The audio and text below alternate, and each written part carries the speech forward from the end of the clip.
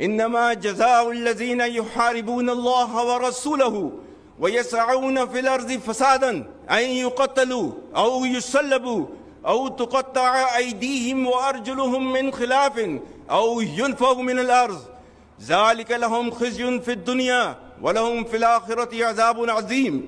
اور اس کا ترجمہ ہے بے شک جو لوگ اللہ اور اس کے رسول سے جنگ کرتے ہیں اور زمین میں فساد انگیزی کرتے ہیں ان کی سزا یہی ہے کہ وہ قتل کر دیے جائیں یا سولی چڑھا دیے جائیں یا کاٹ دیے جائیں ان کے ہاتھ اور پاؤں مخالف سمتوں سے یا نکال دیے جائیں وہ اپنے ملک سے.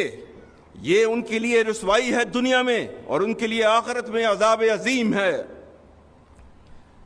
اور سورہ مائدہ کی آیت 56 میں اللہ تعالیٰ فرماتا ہے اور یہ جنگ جو اس کے راستے میں لڑ رہے ہوتے ہیں ان کو فتح کی نوید دیتا ہے.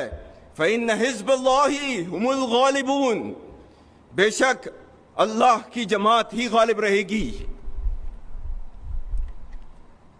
اور سورہ آل عمران آیت نمبر 139 140 جس میں اللہ تعالیٰ نے نہ صرف فتح کے بارے میں بتایا ہے یہ بھی کہا ہے کہ مایوسی نہیں دکھانی اس جنگ کے اندر.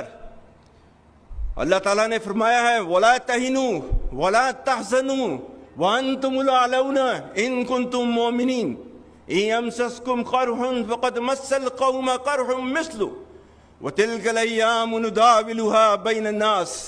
اور اس کا ترجمہ ہے اور کمزور نہ پڑو اور غم نہ کرو تم ہی غالب ہوگے اگر تم مومن ہو.